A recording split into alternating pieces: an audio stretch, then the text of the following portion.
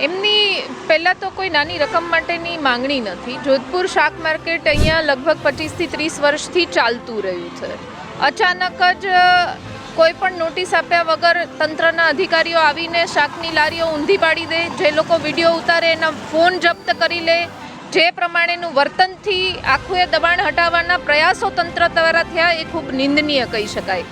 એનાથી પણ વધારે આ લોકોને જ્યાં જગ્યા ફાળવવામાં આવી છે, જે પ્રહલાદનગર ગાર્ડનના વિસ્તારની પાછળ ફાળવવામાં આવી છે, આખો એ કોમર્શિયલ એરિયા, આ કોમર્શિયલ એરિયાની વચ્ચે 300 કરોડનો પ્લોટ અને એમાં શાકભાજીનું આખું માર્કેટ અને કેટલા વખત માટે એની પણ ચોખવટ નહીં. તો એ લોકો ત્યાં જઈને એનો ધંધો રોજગાર રોજનું ખાઈને રોજનું કમાઈને ખાવાવાળા લોકો છે એ કેવી રીતના કરી શકે? જે પ્રમાણેનું ઉપરથી ભાડું પણ દેવાનું. સરકારને પોતાને ધંધો ચલાવવો હોય તો 3100 રૂપિયા મહિને ભાડું અને 11,000 ડિપોઝિટ, એ શક્ય નથી એટલા નાના વર્ગ માટે.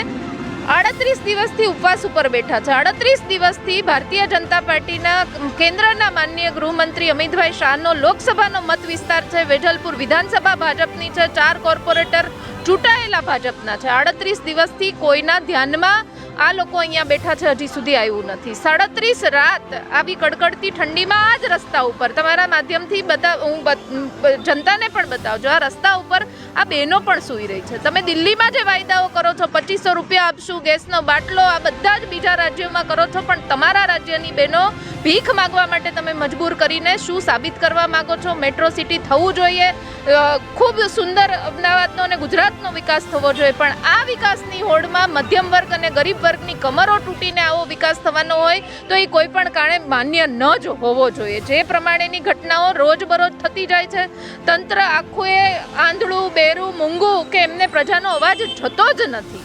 ધારાસભ્ય અહીંથી ચૂંટાયા હોય તો એને 1 રૂપિયાના ભાડા પટ્ટે જમીનો આપીને એમની સ્કૂલો થઈ શકે, પણ આ લોકો એનો રોજનો ધંધો રોજગાર કરવા માંગતા હોય તો એમને 1 રૂપિયા નહીં 5 રૂપિયાના દરે પણ જગ્યાઓ ન મળે. તો આ જે આખો એ ભેદ ભરમવાળી સરકાર અત્યારે જે ચાલી રહી છે, આ પ્રમાણે તો લોકો ગરીબીમાં અને ભીખ માંગવા ઉપર મજબૂર થઈ જાય અને વિકાસ ન કહી શકાય અને વિનાશ જ કહી શકાય. ગુજરાતની જનતા અને ગુજરાતની ભારતીય જનતા પાર્ટીની સરકાર બંનેને જાગવાની એટલા માટે જરૂર છે કે જનતાએ પોતાનો અવાજ બુલંદ કરવો પડશે અને સરકારે પોતાના કાન ખોલવા પડશે. સૌથી પહેલાં તો વાત એ છે કે જ્યાં આપ્યું છે માર્કેટ, જ્યાં આપેલું છે, કરોડોના ખર્ચે શું કામ બનાવ્યું છે, તો એનો જવાબ તંત્ર પાસે નથી. કારણ કે 2 વર્ષ, 1.5 કે 2 વર્ષ માટેની જગ્યા ફાળવવામાં આવે. 2 વર્ષ પછી ત્યાંથી કાઢશે તો એનો વિકલ્પ શું, એનો જવાબ તંત્ર પાસે નથી. બીજું, કરોડોના ખર્ચે કરે તમે બનાવ્યું હશે, પણ 3100 રૂપિયા મહિને આ લોકો કેવી રીતના દઈ શકે? 11,000, 11,500 ડિપોઝિટ આ લોકો ક્યાંથી લાવીને તમને ત્યાં ધંધો રોજગાર કરવા માટે આપી શકે? આનો પણ રસ્તો ને આનો પણ નિકાલ અને આની પણ સુલેહનો માર્ગ સરકારે પોતે તો રાખવો જોઈએ. અહીંયા આવીને ચર્ચા કરવી જોઈએ. હું એવું નથી કહેતી કે તમે માંગણીઓ સંતોષી જ લ્યો, સ્વીકારી જ લ્યો, પણ આવીને ચર્ચા તો કરો. એમાં સરકાર કેટલા સુધી બાંધછોડ કરી શકે? આના માટે જ્યાં સુધી ચર્ચા નહીં થાય ત્યાં સુધી એનો કોઈ નિકાલ નહીં આવે. માર્કેટ બનાવી છે કરોડોના ખર્ચે, તો કરોડોના ખર્ચે બનાવતા પહેલાં તમારે પૂછવું જોઈતું હતું કે આ વિસ્તારમાં કેટલી ઘરાકી થશે. એક લારી ઉપર રોજના 70 ઘરાક આવતા હોય, એના બદલે આખાએ 200 એના જે ઠેલા છે, જે માર્કેટ બનાવ્યું છે, એમાં 200ની વચ્ચે 70 ગ્રાહકો આવે તો એમાં એ કેવી રીતના એનું પેટ રળશે? આ પણ સરકારનો જ પ્રશ્ન છે અને ચિંતા પણ સરકારની છે. એટલે આનાથી વિશેષ નથી કહેવું. આપના માધ્યમથી ફક્ત એટલી વિનંતી કરવી છે કે સરકાર જે નિંદ્રામાં અત્યારે કદાચ પોઢી રહી છે, આખા અમદાવાદ કોર્પોરેશનના અધિકારીઓ અને પદાધિકારીઓ પણ ક્યાંક ઊંઘમાં છે. ધારાસભ્ય શ્રી પોતે દિલ્હીમાં ભારતીય જનતા પાર્ટીની સરકાર બનાવવા માટે મથી રહ્યા છે, મહેનત કરી રહ્યા છે, પણ આ પણ એટલા જ અગત્યના છે. ગુજરાત પણ એટલું જ મહત્વનું છે. જે વાતોને વાયદાઓ કરીને સત્તા સ્થાને આવ્યા છે તો 5 વર્ષમાં એના અમલ પણ થવા જોઈએ, અવાજ પણ તમારા સુધી પહોંચવો જોઈએ.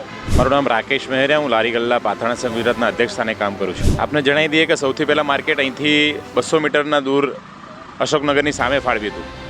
ત્યાં આગળ શું કર્યું, પોલિટિકલ ખેલ ખેલ્યો. એના કારણે રાતોરાત પ્રહલાદનગરની પાછળ અવાવરૂ જગ્યાએ અંદરના રસ્તે, મુખ્ય રસ્તાથી ખૂબ દૂર જગ્યા ફાળવી દીધી.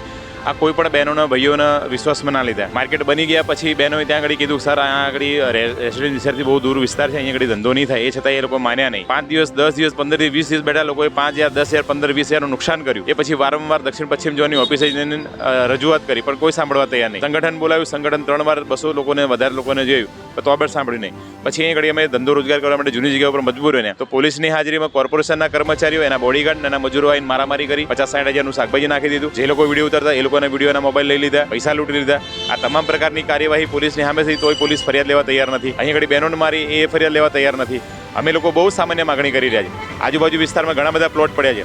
આ લોકો એમના સંસ્થાને પ્લોટ આપી શકે છે, ધારાસભ્યને પ્લોટ આપી શકે, સાંસદોને પ્લોટ આપી શકે, બહુ સામાન્ય 1 રૂપિયાના ભાડા પટ્ટે. પણ લારી ગલ્લા પાથરણાવાળા જે બહુ સામાન્ય ભાડું ભરવા તૈયાર છે એ લોકોને આ લોકો પ્લોટ આપવા તૈયાર નહીં. ત્યાં આગળ જ્યાં ધંધો થતો નથી, આ તમામ લોકોએ નુકસાન કર્યું. ત્યાં આગળ 26 રૂપિયા ભાડું છે ને 500 રૂપિયા મેન્ટેનન્સ, 31 રૂપિયા છે અને 11,500 એ લોકોની ડિપોઝિટ છે. આ પ્રકારના પૈસા ફક્ત એ લોકો 2 વર્ષ માટે લેવાના અને 2 વર્ષ માટેની જગ્યા છે. તો 2 વર્ષ ભાઈ એ ભવિષ્ય શું રહેશે શાકભાજીવાળા માર્કેટનું, બરાબર ને? એટલે ખૂબ જેન્યુઅન માગણી છે.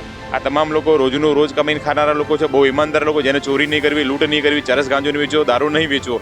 આ તમામ લોકો રોડ ઉપર મહેનત કરીને લોકોને કંઈક સસ્તું આપીને સારું આપીને કમાવા માગે છે. આ તમામ લોકોને બરબાદ કરી રહ્યા છે. એટલે આપના માધ્યમથી સરકારને કહેવા માગીશ કે બહુ જેન્યુઅન મામ છે. બહેનો 38 દિવસથી રોડ ઉપર સૂઈ રહી છે.